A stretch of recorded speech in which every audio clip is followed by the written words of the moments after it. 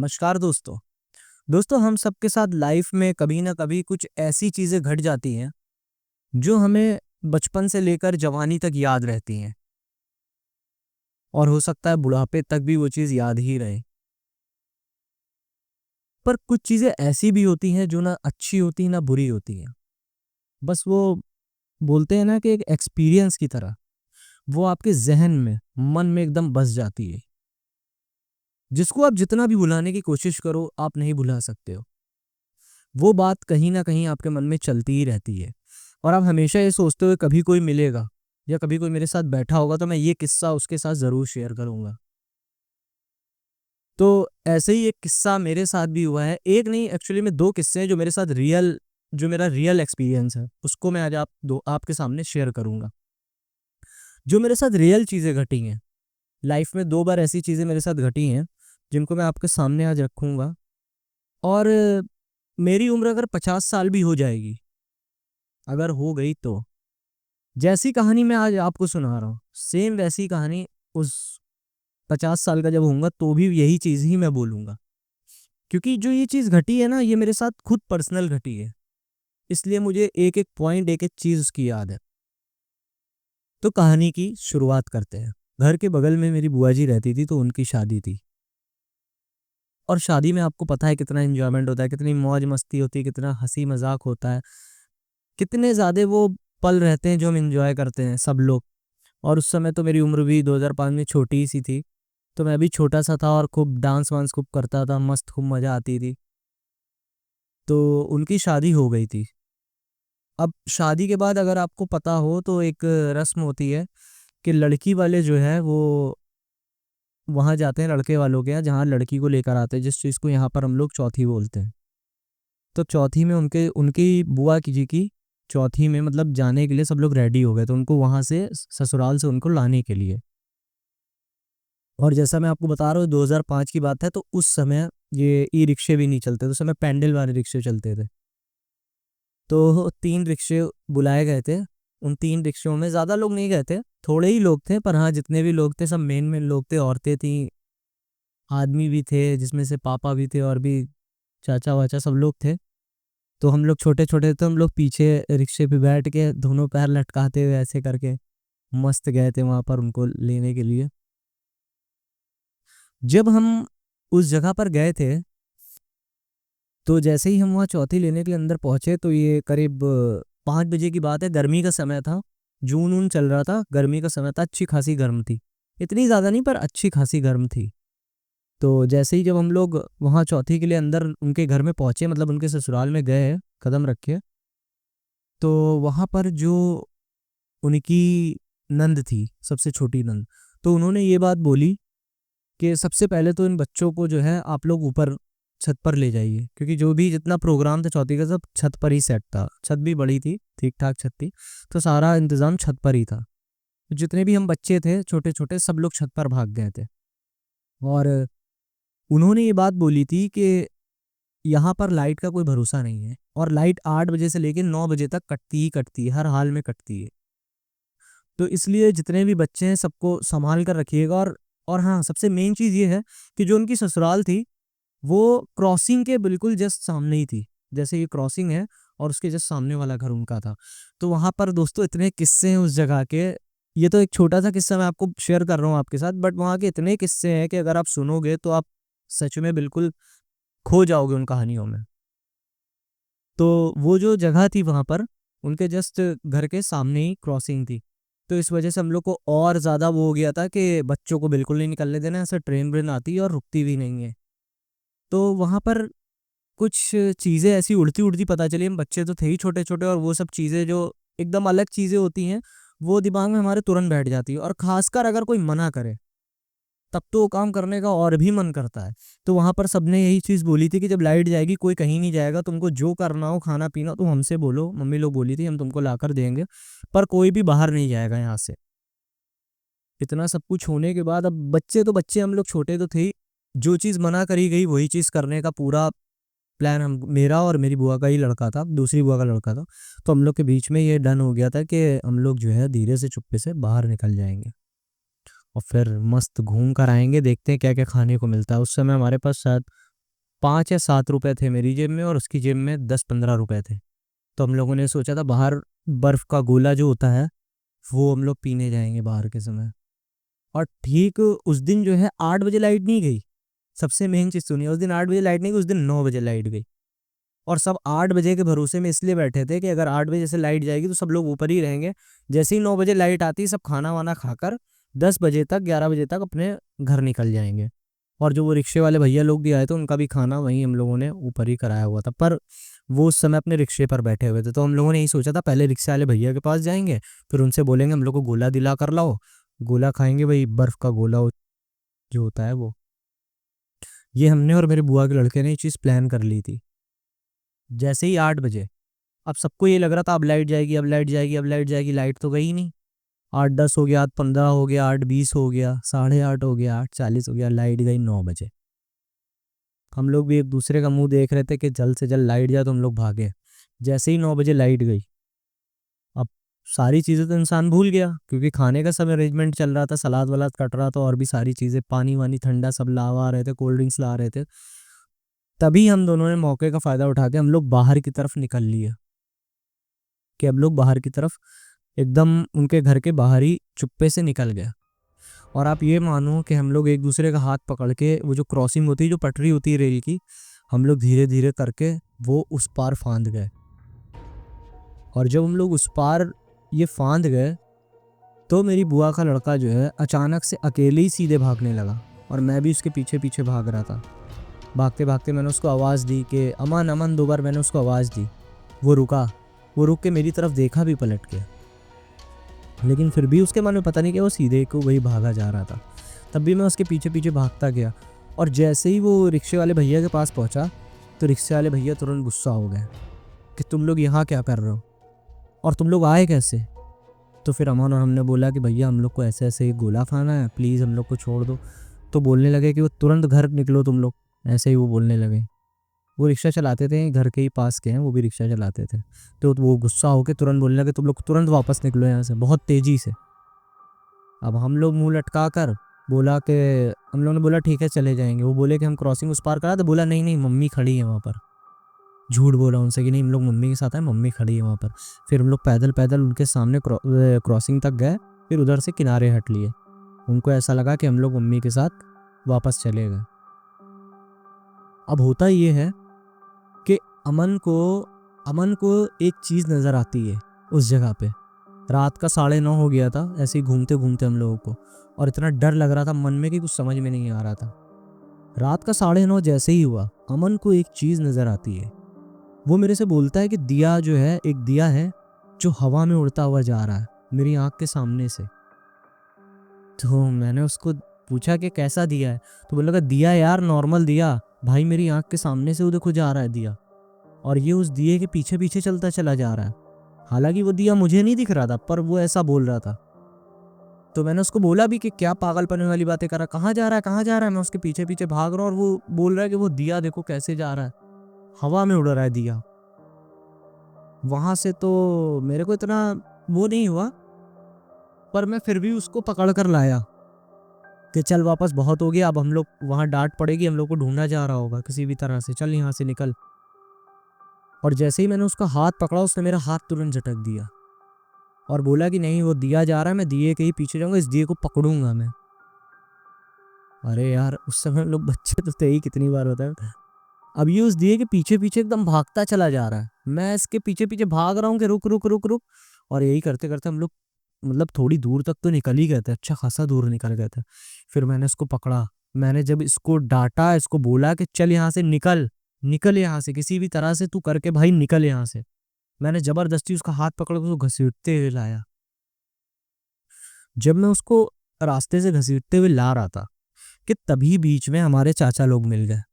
अब वो कुछ भी करने निकले हो, पार्टी वार्टी करने, मतलब सीन बनाने, ऐसा हम लोग सीन बनाना बोलते हैं, तो मतलब पीने वीने का सीन बनाने के लिए वो लोग आ रहे थे उस जगह से। उन्होंने हमको देख लिया और हम दोनों का कान पकड़कर पूरा घसीटते हुए वहां से अंदर लेकर गए।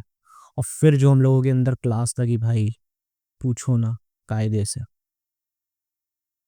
10 बजे लाइट आई, खाना वाना सबने खाया, खाना वाना खाने के बाद हम लोग उस जगह से निकल गए।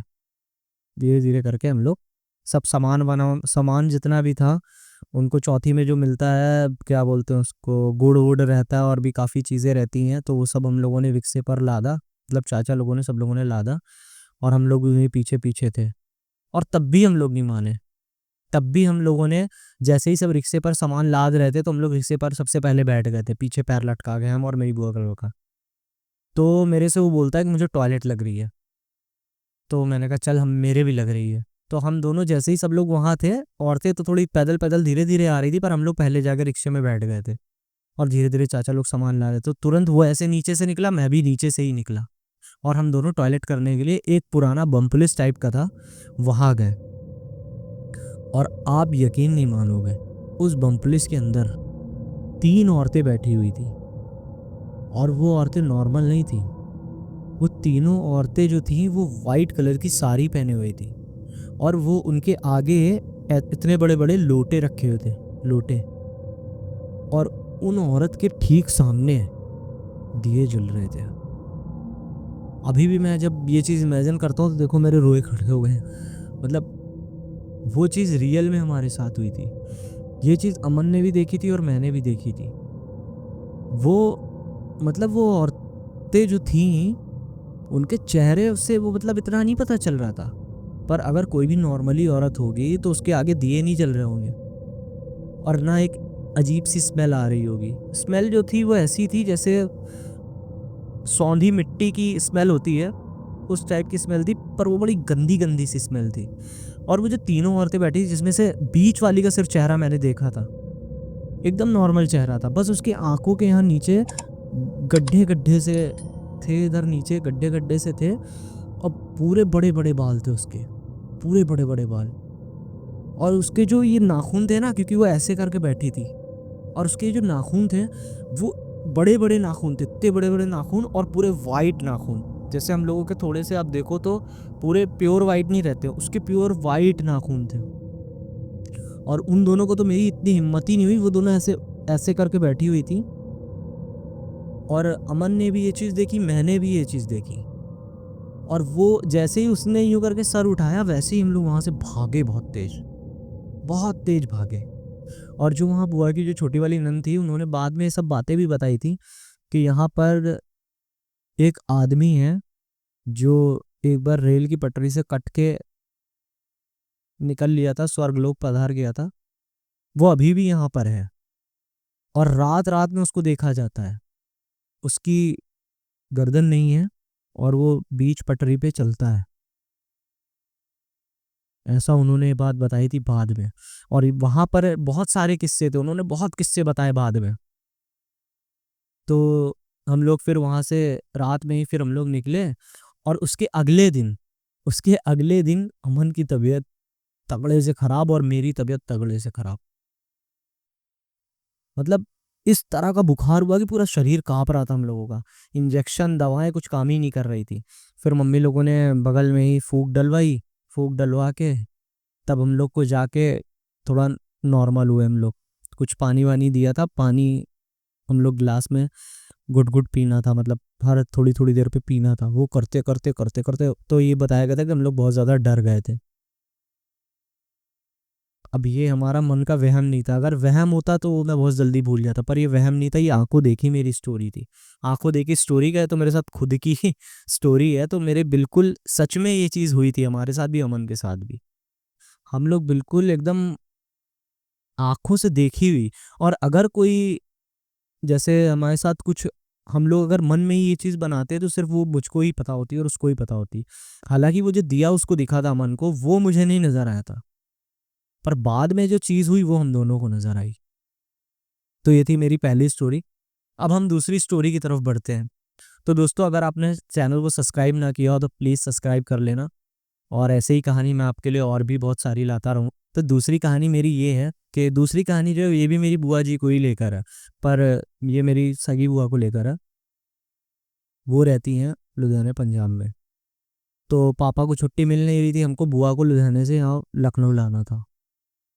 तो हम और मेरे भैया, बड़ी मम्मी के लड़के हैं हम दोनों, तो ये हुआ कि भैया जो है, भैया के साथ मैं जाऊंगा लुधियाना। हम दोनों की टिकट करा दी गई क्योंकि पापा को छुट्टी मिल नहीं रही थी। तो हम दोनों जो है मस्त ट्रेन, क्या सब कुछ हो गया था, रिजर्वेशन नहीं हुआ था, वेटिंग में टिकट था, क्योंकि हमको तुरंत उनको लेकर आना था, इसी 3-4 दिन के अंदर ही लेकर आना था। तो हमारा जो है टिकट यहाँ से डन हुआ, वेटिंग में टिकट था। अब हम और वो दोनों लोग ट्रेन में बैठ गए। ट्रेन में बैठने के बाद हम लोग उस साइड, मतलब लुधियाने के लिए निकल लिए। और आप यकीन नहीं करोगे, अगर आप कभी ऐसी ट्रेन में चढ़े हो जहाँ बहुत ज़्यादा भीड़ होती, तो आप तो पागल ही हो जाओगे। इतनी भीड़, इतनी भीड़, इतनी भीड़ ट्रेन में कि सांस ले नहीं जा रही। और 2-2 सूटकेस थे मेरे पास उस समय। एक भैया पकड़े थे, मैं तो खैर नहीं पकड़े था, ना के ही बराबर था, एक थैला था मेरे हाथ में। और भैया ने क्या करा था, गेट के ही पास सूटकेस रख दिया था और सूटकेस के ऊपर मैं बैठा था, और भैया वहीं खड़े हुए थे साथ में ही मेरे। और इतनी भीड़ आ रही थी, इतनी भीड़ आ रही थी कि मेरा दम घुट रहा था, बिल्कुल से मानो मैं लग ही नहीं रहा था कि वहां तक पहुंच भी पाऊंगा, इतना ज़्यादा मेरा दम घुट रहा था। और टिकट तो वेटिंग में था, और फिर कैसे क्या करते हैं, बहुत सी चीज़ें थी कि टीटी से बोल दो ये वो, पर वीडियो में नहीं बोल सकता हूँ। तो वो सब खैर हमारा नहीं हुआ था। अब ये ट्रेन निकलती है, ये ट्रेन पहुंचती है अम्बाला स्टेशन। अम्बाला स्टेशन जब ये ट्रेन पहुंचती है तो समय हो रहा था रात का 2। ध्यान से समय के ध्यान दीजिएगा, रात का 2 बज रहा था। और भैया मेरे से बोलने लगे कि यार मुझे बड़ी कस की नींद आ रही, मैं चाय लेकर आता हूँ, तुम ये सूटकेस मत किसी को देना, ये बैठे रहना। और अम्बाला से थोड़ी ट्रेन हल्की भी हो गई थी, मतलब बहुत ज़्यादा लोग नहीं थे, कम हो गए थे लोग, कुछ कम हो गए थे लोग। तभी सामने से मेरे 4 लोग चलते हैं, 4 लोग, जिसमें से 2 एजेड थे, एक लेडी थी और एक छोटा लड़का था मेरे ही जितना, मेरे एज का था। तो मैं एकदम आगे गेट के बैठा हुआ था। तो जैसे ही वो लोग चढ़े, उन लोगों की रिजर्वेशन वाली सीट थी, उन लोगों का कंफर्म था रिजर्वेशन। तो उन्होंने एक आदमी को हटाया ऊपर से, और उसने जैसे ही यूं करके सूटकेस उठाया, वो मेरे एकदम सर पे या खड़ से लग गया। एकदम यही वाली सीट थी, एकदम कॉर्नर वाली। उन्होंने, अंकल ने जैसे ही उठाया, मेरे यहाँ पे पूरा सूटकेस बहुत कस के लगा, बहुत कस के, मतलब बहुत कस के लगा। मैं बिल्कुल पीछे से ऐसे चला गया। और उस बंदे ने मुझको ये भी नहीं पूछा तुम्हारे लगी नहीं लगी ये वो। और मेरे जब यहाँ पर लगी तो ऐसा लगा कि एकदम अंधेरा छा गया आंखों के सामने। कि तभी ट्रेन पर मैं देख रहा था कि भैया आ जाए, भगवान भैया आ जाए। उस समय मेरे पास फ़ोन भी नहीं था, छोटा था तो फ़ोन नहीं था, भैया के ही पास फ़ोन था। तो मेरे जब यहाँ लगी तो मैं बस यही सोच रहा था, भगवान भैया आ जाए किसी तरह से। तो एक लेडी एक लेडी आई, उस गेट के ही पास आके खड़ी हो गई और बोलने लगी मेरे से कि क्या हुआ बच्चा, कैसे चोट लगी तुझे। तो मैं सोचा शायद कोई दादी वादी होंगी, मैंने कहा वो भैया सामान उठा रहे थे और वो फट से मेरे यहाँ पर लग गया कस के, और बहुत कस के मेरे दर्द हो रहा है। तो वो आंटी ऊपर आई, ऊपर आने के बाद मेरे से पूछती है कौन भैया। मैंने कहा ये जो यहाँ कोने में बैठे हैं। हालांकि इतनी जब हम दोनों की बात चल रही थी तो उनको अब पता नहीं क्या था क्या नहीं था। जब हम इतनी दूर, थोड़ा भी दूर होते हैं, हम अगर बात करते हैं आपस में तो सुनाई तो देता है ना, समझ में तो आता है ना, वो अपने में ही मगन थे एकदम। तो बोलने लगी तुम्हारी लगी तो नहीं। मैंने बोला बहुत कस के लगी है मेरे। तो उन्होंने मेरे सर पे ऐसे हाथ रखा, और जहाँ मेरे चोट लगी थी यहाँ पे ऐसे उन्होंने यूं करा, और तुरंत वो उस ट्रेन से उतर गई। जैसे ही वो उतरी है वैसे ही भैया चढ़े हैं तुरंत, चाय लेकर, 2 कुल्हड़ में चाय लेकर तुरंत वो चढ़े। और मैं तुरंत नीचे की तरफ उतरा। मैंने कहा कौन थी ये आंटी। और जैसे ही, आप यकीन मानो, मेरी बात 2:30 बज रहा था, 2-2:30 बज रहा था, और पूरे स्टेशन पे सन्नाटा था। और जैसे ही मैंने जब निकल कर देखा इस साइड पे, पहले तो उस साइड देखी फिर इस साइड देखी, दोनों साइड पे वो आंटी ही नजर आई। अगर बगल वाले डब्बे में भी चढ़ी होंगी वो, तो कम से कम यार आप ये समझो, भैया ऊपर चढ़े, मैं तुरंत नीचे मैंने झांका, वो आंटी उतरी, भैया चढ़े, मैंने तुरंत तुरंत के तुरंत ही मैं नीचे झांकने लगा। और मैंने इधर भी देखा इधर भी देखा, वो आंटी दिखी नहीं, वो आंटी पता नहीं कहाँ चली गई। और एक चीज में नोटिस करने वाली है, उस आंटी ने भी व्हाइट कलर की साड़ी पहनी हुई थी, और जो खूब ज्यादा चमक रही थी, और उनके बाल भी पूरे वाइट वाइट थे। हालांकि उनसे डर नहीं लग रहा था, उनसे अच्छी वाइब आ रही थी। पर ये अब हॉरर इंसिडेंट में आएगा या नहीं आएगा, पर मेरे मन में था तो मैंने ये कहानी आपको सुना दी। तो जब मैंने ये चीज़ देखी, मतलब ये चीज़ें मैंने फील की हैं खुद से, कि जो लोग बोलते हैं ना कि भूत प्रेत पिशाच ये सब चीज़ें नहीं होती हैं, तो मानो हर चीज़ होती है इस दुनिया में। अगर आप मानो तो बहुत चीज़ें हैं इस दुनिया में। और जिसके साथ ये हॉरर इंसिडेंट्स होते हैं, आप अगर उनसे पूछोगे ना, तो अच्छा ये बताओ, अगर हम कोई कहानी अगर हम आपको झूठ बताते हैं, तो वो तो आराम से पकड़ में आ जाती है ना कि ये बंदा हमें झूठ बता रहा है। पर जो चीज़ें बीतती है ना, जब वो इंसान दूसरे को बताता है, तो दूसरा जब सुनता है तो उस चीज़ से कनेक्ट कर पाता है वो, तभी तो कहानी सुनने में मज़ा आती है ना। तो ये चीज़ें हकीकत में होती है, वरना कौन भूत प्रेत कौन क्या इंसान, फिर क्या ही यार। अब इतनी बात निकली है तो एक एक किस्सा और है, वो भी मैं आपके साथ शेयर करना चाहता हूँ, इसी वीडियो में ही शेयर कर देता हूँ। और ये किस्सा भी मेरी बुआ की शादी से लेकर ही मतलब लगा हुआ है। आप सोचोगे जो मैंने तीनों कहानी सुनी, तीनों कहानियां बुआ जी के ही ऊपर है। अब पता नहीं क्या ऐसा है कि मैं मेरे पास जो ये तीनों कहानियां है, तीनों चीज़ों में बुआ ही जी थी मेरी। रियल कहानी है ये, कोई बनावटी नहीं है। तो ये जो मेरी तीसरी बुआ की कहानी है, ये हमारे घर से थोड़ी दूर पर रहती है, और एक हफ्ते के बाद इनकी शादी होनी थी, तो एक हफ्ता पहले ही हम लोग सब लोग वहाँ पहुँच चुके थे। घर से मम्मी लोग खैर नहीं गई थी, पर हम जितने भी लड़के लोग थे सब लोग वहाँ पहुँच गए थे कि काम वाम कराना है, सारी चीज़ें ओके करानी। मैं था और मेरे चाचा थे साथ में। तब बड़े हो गए थे, अच्छे खासे बड़े हो गए थे, इतने भी नहीं पर अच्छे खासे। ये बात है 2015-16 की, ये बात 2015-16 की है। हाँ 15-16 की है। उनकी शादी थी, और जो क्या बोलते हैं माड़ो वाला जो सारा सिस्टम होता है, आपने देखा होगा कि औरतें ये बोलती हैं कि जो माड़ो लगता है वहाँ पर कोई ना कोई माड़ो कभी अकेले नहीं छोड़ना चाहिए। और उस समय दुल्हन के ऊपर भी पाबंदियाँ हो जाती हैं कि दुल्हन शादी जब लग गई है, सारी रस्में हो गई, तो बाहर नहीं निकलेगी। ऐसा करके मानते हैं हम, जो भी उसके पीछे की वजह हो ये नहीं पता। और जो उनका घर का जितना भी कार्यक्रम था वो उनके आंगन में ही हो रहा था। आंगन था, आंगन के ऊपर छत थी, घर बहुत बड़ा था उनका। तो जहाँ पर माड़ू लगा था उसके जस्ट सामने वाला रूम हमको और मेरे चाचा को मिला हुआ था कि दोनों लोग आराम से यहीं सोना। हम और चाचा थे, तब उनके पास नोकिया का 2690 एक फ़ोन आता था, उन्होंने वो नया नया लिया हुआ था। उसमें मस्त मस्त मेमोरी कार्ड में गाने पड़े थे, तो हम लोग वही मस्त सुनते थे। एक रात की बात है, जिस दिन जैसे आज हल्दी हुई है, तो हल्दी वाले दिन की बात है कि रात में वहाँ पर खूब सारी औरतें वहीं माड़ों के पास सो रही थी। बहुत सारी औरतें थी, कम से कम 7-8 औरतें थी। और हम लोग सामने वाले कमरे में सो रहे थे, हम लोग मस्त गाना वाना सुनते थे, वहीं सोया करते थे। तो जो मेरे चाचा थे उनको गुटखा खाने की आदत थी, तो गुटखा खाने के लिए बाहर थूकने के लिए गए। और जैसे ही वो गुटखा खाकर थूक कर आए, तो मेरे से बोलते हैं कि एक बात सुनो। हमने कहा हाँ बताइए। यार सब लेडीज़ें तो सो रही हैं, पर एक लेडीज़ वहाँ पर बैठी हुई है, वो बिल्कुल दीदी की तरह लग रही है, मतलब दीदी उनकी बहन और मेरी बुआ।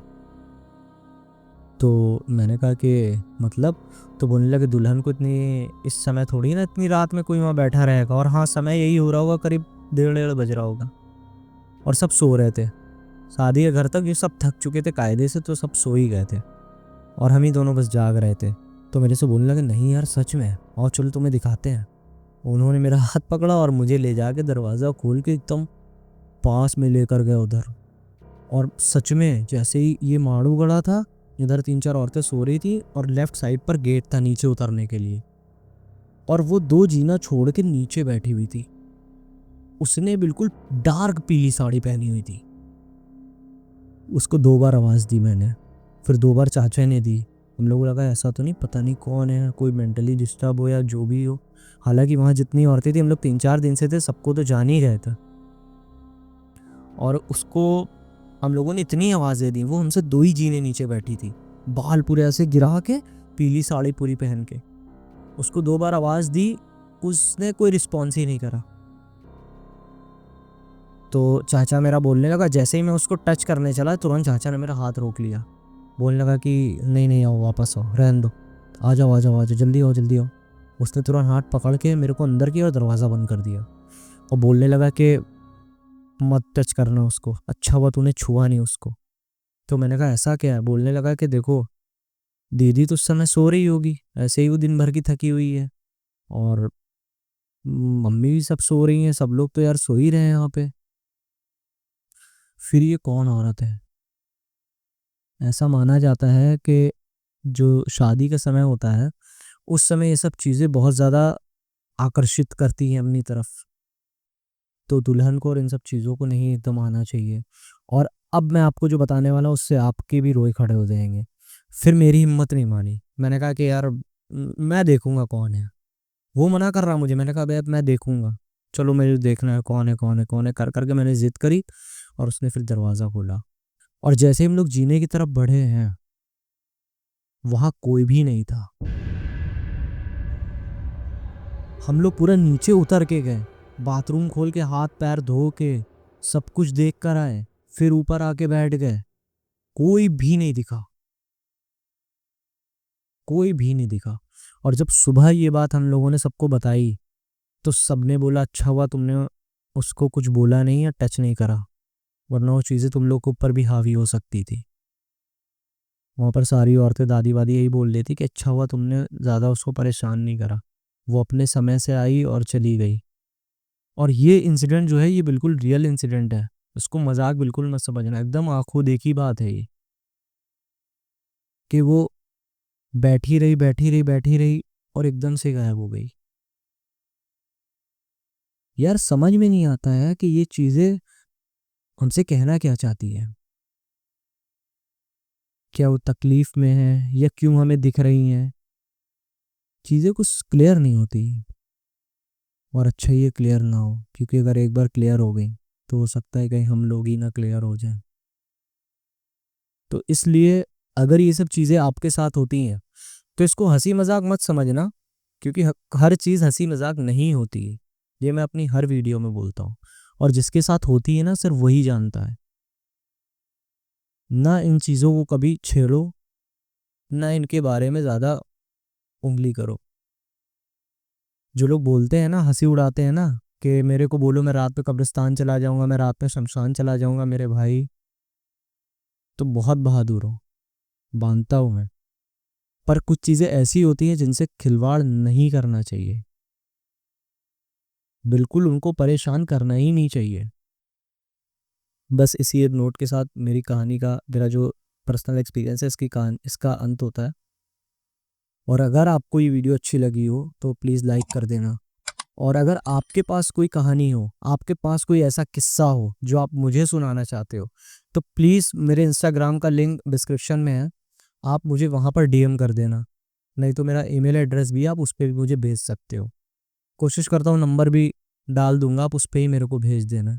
मिलते हैं फिर नेक्स्ट वीडियो में, तब तक के लिए good night, see you, take care, अपना ध्यान रखना और इन चीज़ों से बच के रहना।